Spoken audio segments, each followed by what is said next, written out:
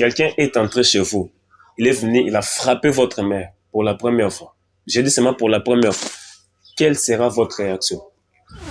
Bon, il paraît que les Congolais, nous sommes trop chrétiens. Lorsque quelque chose arrive comme ça, nous devons pardonner. Quelqu'un qui frappe ta mère devant tes yeux, ta propre mère à toi. Tu laisseras cette personne pouvoir partir en paix, ou soit tu vas défendre ta mère, ou soit tu as peur de défendre ta mère parce que tu iras en enfer. Hello la famille, je vous espère très bien portant. Tout va bien chez moi aussi, ça va par la grâce de Dieu. Bienvenue à votre nouveau numéro. Ici, on va aujourd'hui analyser sur les conflits entre les RDC et le Rwanda. Avant tout ça, on va parler aussi des conflits qui se passent entre les deux dirigeants qui sont présentement en train de s'accuser mutuellement dans les tribunaux internationaux et sont en train de s'accuser de beaucoup de choses. Alors, avant d'arriver là, j'aimerais d'abord qu'on puisse parler de ces deux pays, ces deux beaux pays. Le Rwanda, c'est un très beau pays, un pays en tout cas un pays des collines, comme on l'appelle, un pays des 1000 collines. Le Rwanda, il a aussi des ressources naturelles. C'est un pays qui se situe très précisément à l'Afrique de l'Est.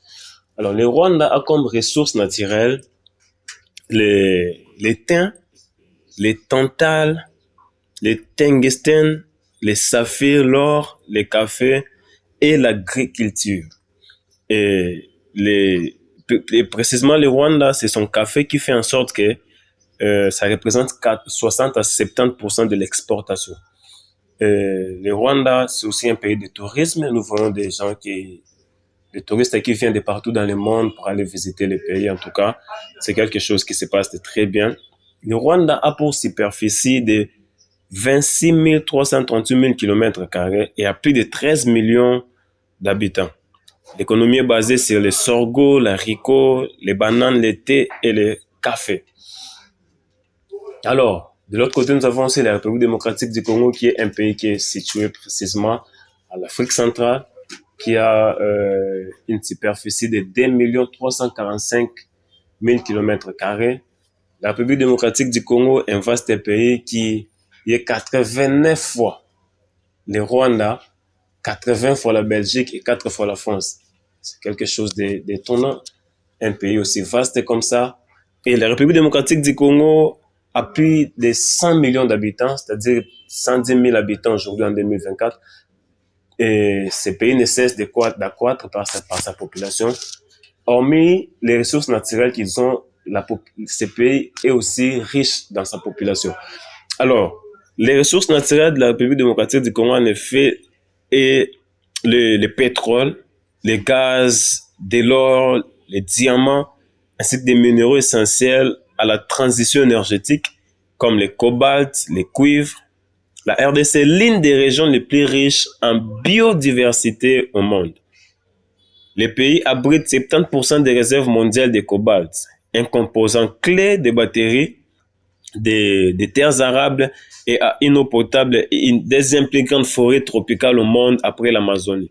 Et ce pays a souffert depuis qu'il était tout d'abord un bien privé du roi Léopold II qui a causé beaucoup de traumatisme par ses crimes.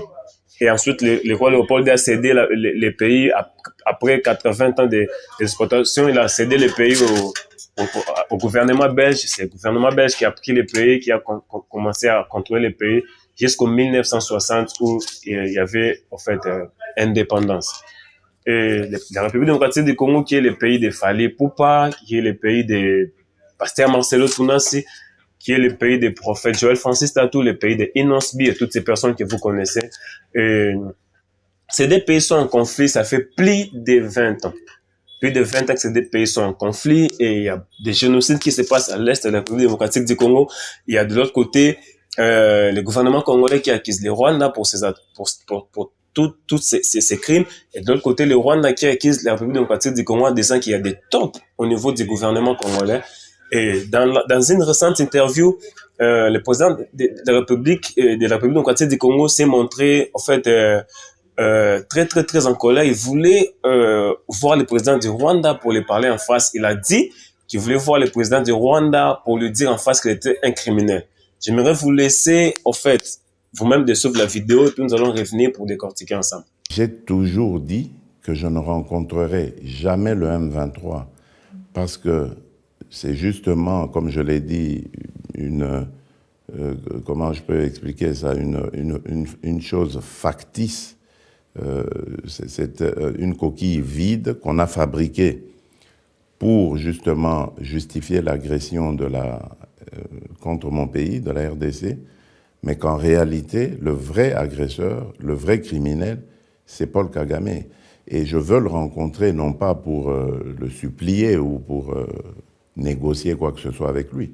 C'est pour lui demander et lui dire clairement, les yeux dans les yeux, que c'est un criminel, que ça suffit maintenant, son petit jeu est connu de tout le monde, ça suffit ce qu'il a fait à mon pays et à mon peuple, et qu'il est temps qu'il quitte le territoire, le sol de mon pays. C'est ça que je veux. Alors, le président de la République démocratique du Congo qui dit qu'il voulait rencontrer le président du Rwanda en face pour lui dire qu'il est un criminel, il est en train en fait de déchirer son pays. De l'autre côté, le président du Rwanda aussi est en train de dire que les tops, c'est-à-dire les traîtres, se retrouvent au niveau du pays, au niveau du Congo.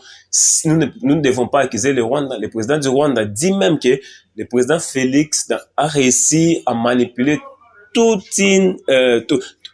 plusieurs présidents. Il a réussi à manipuler beaucoup de chefs d'État. Il a réussi à manipuler la communauté internationale pour dire que c'est le Rwanda qui est en train de causer ces choses à la République démocratique du Congo. Suivons aussi l'interview du président rwandais et puis nous allons décortiquer ensemble. Tshisekedi has been able to manipulate individual leaders, countries, now regions, and almost bringing a misunderstanding within and among regions, because he was playing SADC against East Africa. Alors, le président rwandais qui se dit que lui, ce n'est pas son pays, au fait, qui est à la base de ce qui se passe en République démocratique du Congo. Pour la petite histoire, en 1994, il s'est passé une génocide au niveau du Rwanda. Alors, la communauté internationale a demandé à la République démocratique du Congo d'ouvrir ses frontières pour que la population rwandaise puisse traverser de l'autre côté.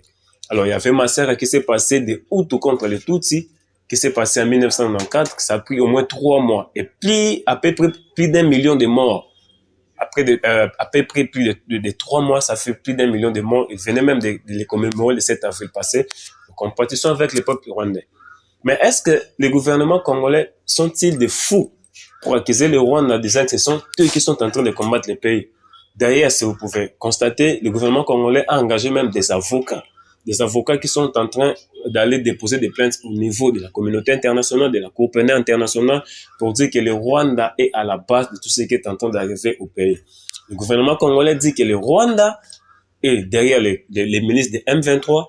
De l'autre côté, le gouvernement congolais est en train de dire, le gouvernement rwandais dit que les FDLR, c'est une armée, c'est une milice au fait du gouvernement congolais. En tout cas, les deux chefs d'État sont en train de s'accuser et je ne sais pas. Moi, j'aimerais qu'on puisse réfléchir ensemble. Si le Rwanda est en train, un tout petit pays comme ça, est en train de combattre la République démocratique du Congo, alors le Rwanda, qui est venu pour combattre la République démocratique du Congo, le président de la République démocratique du Congo, lors des campagnes de ces élections, il a dit, à la moindre escarmouche, il va attaquer le Rwanda. Et jusqu'à maintenant, il y a beaucoup des attaques qui se passent là-bas. Récemment, il y a même une bombe qui venait de tomber dans les camps des réfugiés au niveau de Goma. Alors, je me pose des questions. Si, réfléchissons ensemble, quelqu'un est entré chez vous, il est venu, il a frappé votre mère pour la première fois. J'ai dit seulement pour la première fois. Quelle sera votre réaction? Bon, il paraît que les Congolais, nous sommes trop chrétiens. Lorsque quelque chose arrive comme ça, nous devons pardonner. Quelqu'un qui frappe ta mère devant tes yeux, ta propre mère à toi. Tu laisseras cette personne pouvoir partir en paix, ou soit tu vas défendre ta mère, ou soit tu as peur de défendre ta mère parce que tu iras en enfer. Bon, nous disons que la République démocratique du Congo, c'est notre terre-mère. Bon, quelqu'un qui tape ta mère, tu le laisses comme ça. La République démocratique du Congo qui est déchirée, les mamans sont violées, les jeunes sont abusés. Il y a des choses horribles qui se passent là-bas. Tout cela se passe sous les regards de la communauté internationale et rien ne se passe. Je ne sais pas. Devant nous, le président de la République, dans sa récente vidéo, il a dit qu'il voulait la paix. Il est en train de chercher à prôner la paix. Entre-temps, tu cherches à prôner la paix, mais la population est en train d'être massacrée. Il dit qu'il veut la paix. Entre-temps, tu veux la paix, mais tes frères sont en train de mourir. finalement, qu'est-ce que nous voulons en réalité? Alors tout cela se passe devant l'Union africaine, ça se passe l'Union africaine devant l'Union européenne, ça se passe devant l'ONU, ça se passe devant toutes ces communautés internationales. Alors, vous qui nous suivez à la télévision, qu'est-ce que vous en pensez? Est-ce que devions-nous suivre la voix du chef de l'État qui dit qu'à cause de ses partenaires, lorsqu'il voulait faire la guerre, ses partenaires lui ont dit de cesser, de ne pas faire la guerre, de chercher la voie de la diplomatie. Entre-temps, de l'autre côté, nous sommes attaqués, nos minéraux sont volés, les Apple en bénéficient, les Samsung en bénéficient, tous les Tesla en bénéficient, tout. Donc, je ne sais pas. Bon, j'aimerais que vous puissiez vous lâcher un commentaire en vous expliquant très clairement par rapport à ce que vous en pensez par rapport à ce conflit. Cette guerre a fait plus de morts que la Première Guerre mondiale. Cette guerre a fait plus de morts que la guerre en Ukraine, que la guerre d'Israël et la Palestine. Alors, je ne sais pas pour vous ce que vous êtes en train de penser. En tout cas, pour moi, je pense que le gouvernement doit agir d'une manière ou d'une autre pour pouvoir sauver sa population. Alors, lâchez-vous en commentaire, dites-nous ce que vous en pensez. Que le Seigneur vous bénisse.